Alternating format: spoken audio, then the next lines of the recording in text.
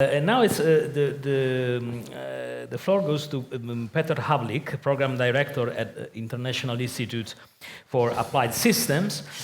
His presentation will be on land use and how it relates to climate change priorities. Petr. Okay, the floor is yours. Thank you very much for the introduction, and also thank you for having me at all here to share with you some results of our studies. So my presentation will be also divided more or less into 4 parts. One, I will set you into this slightly different picture compared to the energy prices and agricultural prices forecasts. Then I will share with you results of a global study we accomplished on the topics of climate and biodiversity synergies and trade-offs in the policies and in the markets. Then to a European level study, and then I will conclude with some reflections of the implications for this type of outlooks. So for the context, just as a refresher, what are we talking about when we are talking about climate mitigation in the context of the land use? So on the one hand, obviously, it is about the direct emissions from the agricultural sector, the nitrous oxide and the methane. But those which are here represented with the light blue and also the dark orange colors, as you see, for many of the illustrative mitigation pathways as they were published in the IPCC assessment report 2 years ago, they are relatively stable. The big thing which is moving around are the carbon emissions or carbon sinks, which primarily are considered in these global assessments, on the one hand related to the forest management, and on the other hand related to the carbon capture and sequestration linked to the bioenergy production from biomass. And we don't need to go into depth on these pictures, which serve for introduction. But what I wanted to highlight is that depending on the ambition of the global community and depending on the efforts in the other sectors of the economy, the role and need for the contribution from the land use sector may be different. Related to the emissions, there are corresponding land uses. So typically what you will see in all the different stabilization pathways are 2 land use types increasing. On the one hand, the forest areas, and on the other hand, to a larger or smaller extent, the areas of energy crop plantations, which are represented here in this light orange and the gray or the bluish gray respectively. On the other hand, across these scenarios, there is a decrease in the pasture areas, sometimes decrease in the cropland, and with the large-scale afforestation and other negative emissions coming from the land use sector, also actually expansion into the natural areas. That would be the second figure there. Typically, we were considering the biomass use for energy as the main vehicle for the climate mitigation, but now more and more the question of the bioeconomy and the material use of biomass starts to come into the discussion, and not only in the policies, but also in the private sector. So we are being now regularly approached by companies from BASF through Merckx to the Airbuses about what are the projected prices of the biomass and the related biofuels, for example, in some of the cases, or biochemicals, because they are really seriously assessing the business opportunities of transitioning into the biomass from the fossil fuels. And to complement the picture, you see that behind the climate agenda now is taking also speed the biodiversity agenda coming in with a global agreement kind of comparable to the one on to the Paris Agreement in Kunming, Montreal, the so-called Global Biodiversity Framework, which sets global targets for 2030, the so-called 30 by 30, so 30% of land under conservation, 30% of degraded ecosystems under restoration, and then even more ambitious by 2050, leading to the reversal of the biodiversity loss, what we call the bending the curve of the biodiversity loss. This was also a multimodal study led by one of my colleagues, David Leclerc, which indeed showed that it is possible to revert these losses, but actually all the leverages would need to come in place as we know them in the agri-food sectors, whether it is on the consumption side or the improved productivity on the production side, accompanied by conservation and restoration measures, and also addressing the other threats like climate change impacts on biodiversity. Okay, so now let's get to the global analysis which we did. This one was actually sponsored by the Ministry of Environment of Japan. So we analyzed these 4 quite stylized scenarios. A baseline, I can go into more detail if you are interested, but maybe not important for everybody, so we can return back to it in the discussion. Climate mitigation scenario consistent with the Paris Agreement 1.5 degree aspirational target. Biodiversity conservation scenario in many aspects consistent with this Kunming-Montreal Global Biodiversity Framework. And finally, a combination of the 2 policies to understand the synergies and trade-offs better. So what we see here is somewhat similar to the illustrative mitigation pathways which I presented before, but maybe what is interesting here is that often we thought that climate impacts, climate mitigation policies, and maybe biodiversity policies, that's not for the next decade, that's the second half of this century. But here what we see that at least if we should be somewhat on track to achieve the ambitious targets, actually the agricultural land would shrink by 200 to 600 million hectares, depending on whether we pursue the climate or the biodiversity or the combined scenarios already by 2040, which is the time horizon of many of the outlooks being produced in the agricultural sector and maybe not fully taken into account. On the synergies and trade-offs between the biodiversity and climate policies, what we see is that the biodiversity policy alone would have a substantial positive impact on the reduction of the emissions from land use change, I think understandably, but at the same time would not be sufficient to provide incentives to the reduction of the direct emissions from the agricultural sector, and therefore would not bring us nowhere close on its own to the Paris Agreement consistent pathway. On the other hand, we also see on the biodiversity indicators, here we were looking at the biodiversity intactness index and the fraction of the globally remaining species, that the combination of the climate and biodiversity policies can help us or can bring us on the path to reverse the trend of the loss. And actually, surprisingly, at least in our setup, the climate policy did already a great deal in this direction, sometimes performing better than the biodiversity scenario as we set it up here. So there are great co-benefits from the climate mitigation to the biodiversity targets. Now, quickly to the agricultural markets. So we see that depending on this scenario, there can be a reduction in the crop and livestock production between about 5 and 9–10% globally.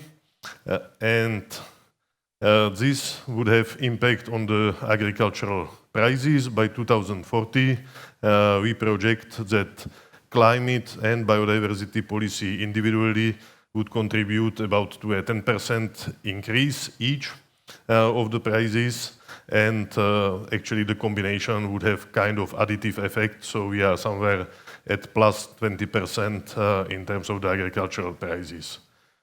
And according to the indicator which we use, the number of people at risk of hunger, this could lead to an increase by 150 million of people at risk of hunger by 2040.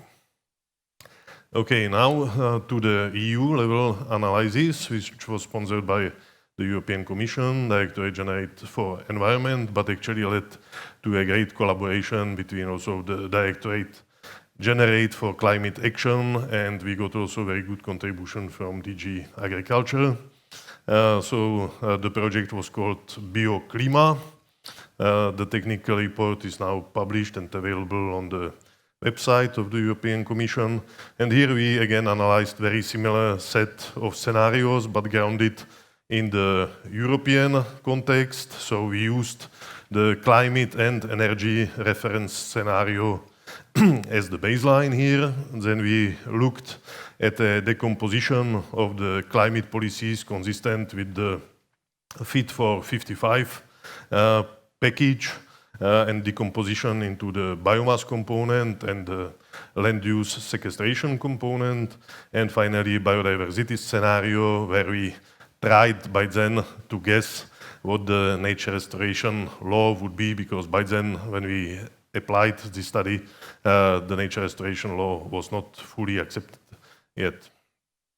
So what we see here in terms of land use in our reference scenario, basically the main land use type which is increasing in Europe is the forest area, and the declining parts are the agricultural land, but also some of the natural habitats.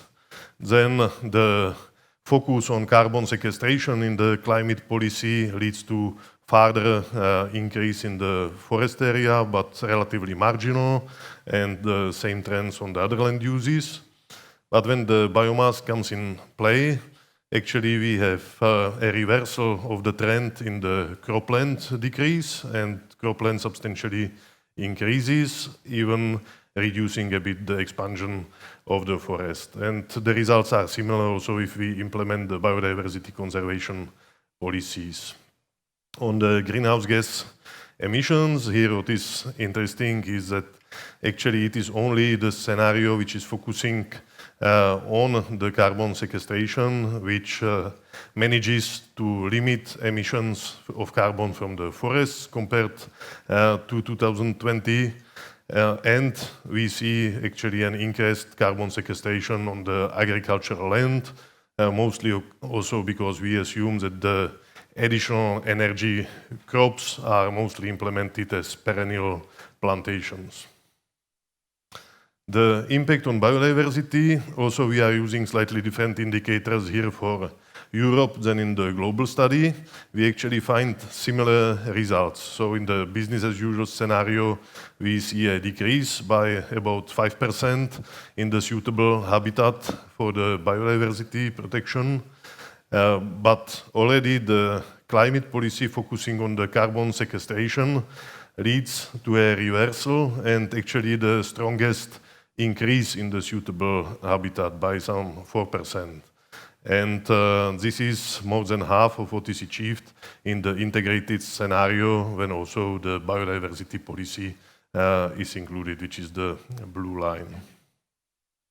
The impacts on agricultural production, so between the climate mitigation strategies with increased demand for biomass for energy and without, we see an increase in the agricultural production by some 4%.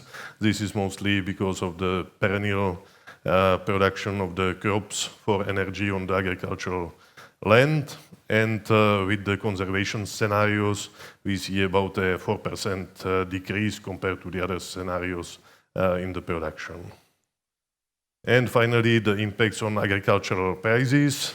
we don't see a big effect. Actually, we have a trend of the declining prices in the reference scenario. This is pursued also when we are focusing on the carbon sequestration in the climate mitigation policy, but when the biomass comes in, and particularly with the biodiversity conservation, we see a potential for a 13% increase in agricultural prices by 2040, and actually in our models, potentially plus 50% for the cereals prices. Okay, and what are maybe some of these the implications of these results?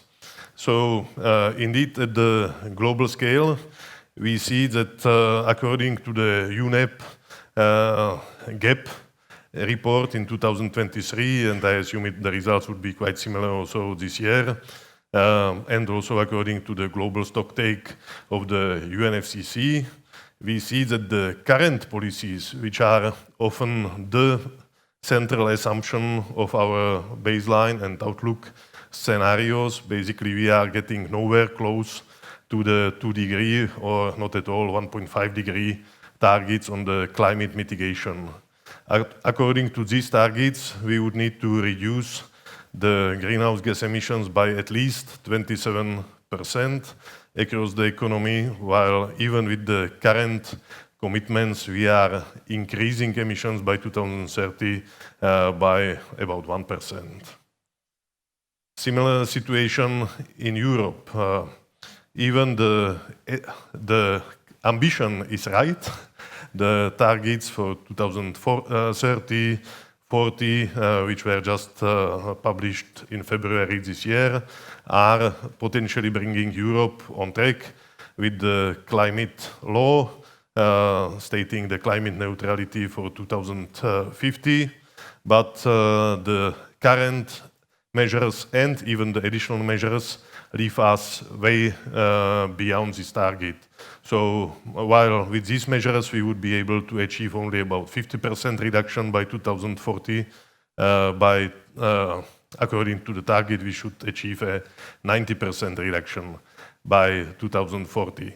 So this shows that we have one narrative where the change in the world over the coming decade should be basically a revolution to avoid a dangerous climate change. And on the other hand, in many of our baselines, we indeed assume the business as usual will continue. And the European Commission is, I think, reacting to this.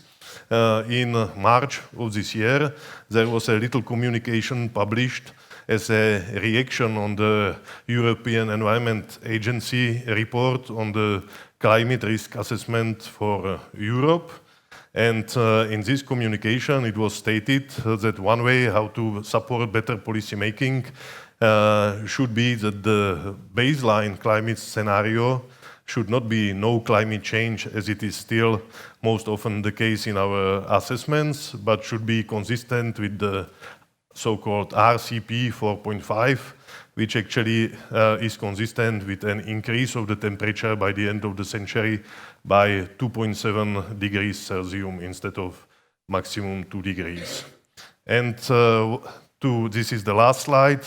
What this could potentially mean for our markets and what we are largely, I think, leaving aside of most of our analysis is that, for example, by already in the period between now and 2040, about 27% of the wheat growing area could be affected over a 3-year period by severe water stress.